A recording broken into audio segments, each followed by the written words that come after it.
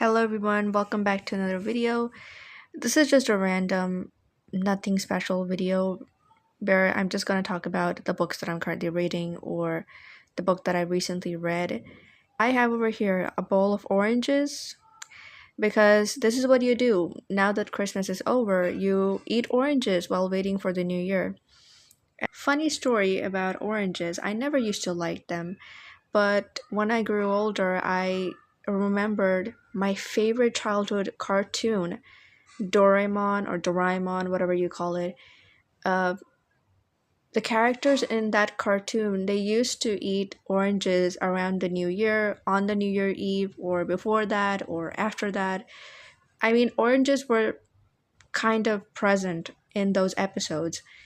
And, you know, I want to feel like those characters as well, so I'm eating oranges over here and waiting for the new year, while also reading my current read, which is Murder at Mount Fuji by Shizuko Natsuki. So I'm just going to brief you about the books that I'm currently reading. I just wanted to give you a little update as to what I've been reading. So after finishing The Goldfinch, I read one more book from this pile. I'm currently reading this book right here, and I'm also going to be telling you about the next books that I want to read. And let's dive right into it.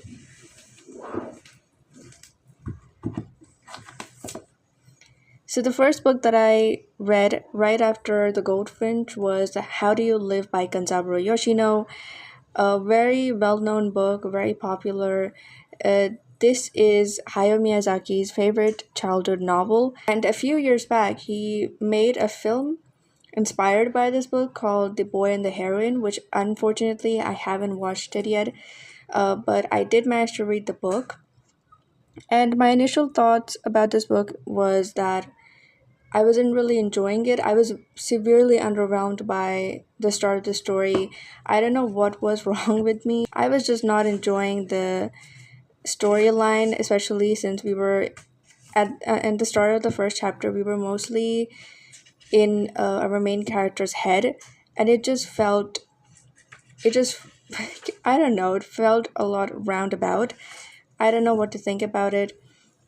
But as the story began to move further, I started enjoying the book, and it started to feel a bit more appealing, and I understood why Hayao Miyazaki loved this book and still loves it, and why other people also liked this book a lot.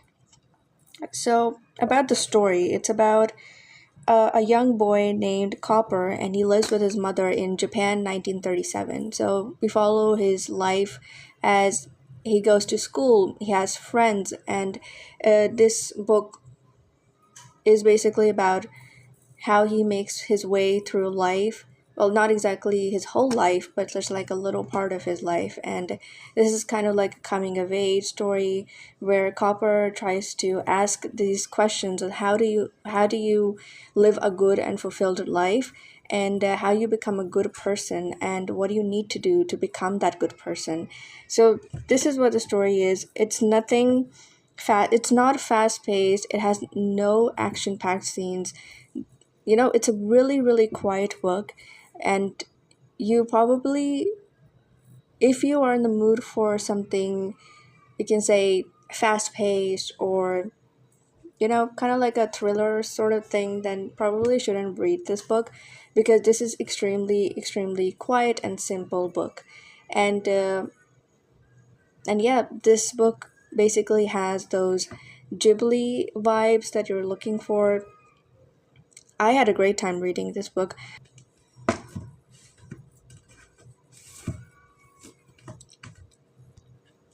So the next book on this list is Murder at Mount Fuji by Shizuko Natsuki, and this is a by the as the title suggests, this is a murder mystery, and this is my current read at the moment.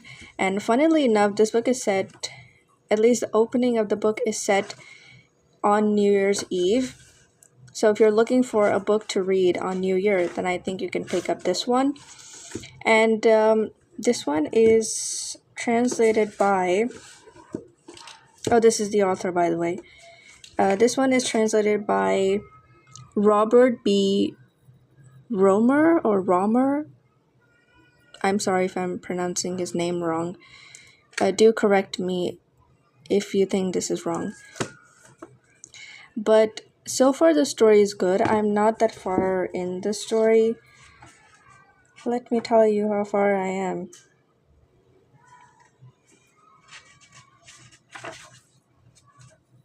Yeah, I'm on page number 6.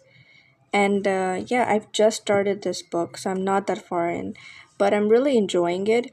I mean, I knew I would enjoy it because I love murder mysteries. And I also love the cover of this one. When I saw it at the book fair, I knew I had to grab it because I don't know why, but I felt like as if I've seen this cover many times, but I just cannot remember where. But I got it, and it is so far really good. Then we have the Casebook of Sherlock Holmes by Sir Arthur Conan Doyle. This is the Rupa Classics edition, which I've never seen before, but this is a collection of cases of Sherlock Holmes, and so kind of like a compendium of short stories. Right here, look at that. There are quite a lot of them. I'm not a really big fan of Sherlock Holmes' short story collection by Sir Arthur Conan Doyle. I like his novels a lot more than the short story collection, but it's alright. I would like to give it a go because I do want to read eventually all of Sir Arthur Conan Doyle works, and that includes his historical fictions and all the other works that he has written, and of course, all the Sherlock Holmes novels and short story collections as well. So I'm gonna give this one a go as well. And finally, we have right here is The Shadow of the Wind by Carlos Ruzafon. I am probably butchering that name. I don't even know how to pronounce the name of the authors. But this book, first of all, the cover is beautiful. And I've been wanting to read this book for about, I don't know how long I've been wanting to read this book. I think 2 years or 3. I cannot remember, but it is a long time. And I don't even know what the book is about, funnily enough, but I have started this. I started this when I was reading The Goldfinch, but soon enough I realized that you really cannot read anything else while you're reading The Goldfinch because that book doesn't allow you to peek into any other book. So I had to keep this down for a bit, but I'm super, super excited to read this book. I'm gonna make a separate vlog about it, hopefully. I actually made a list on this channel.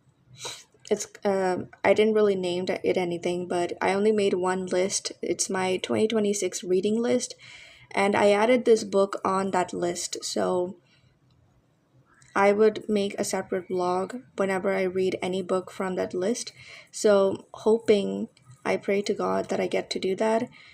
Because I know this book is going to be amazing. I will have a great time with this one. So that is what I wanted to talk about in this video. So I hope you had a great Christmas. My Christmas was amazing. I had a great time with my family, and I pray that you get to start the new year with happiness and a good book. Thank you so much for watching. I hope to see you in the next one.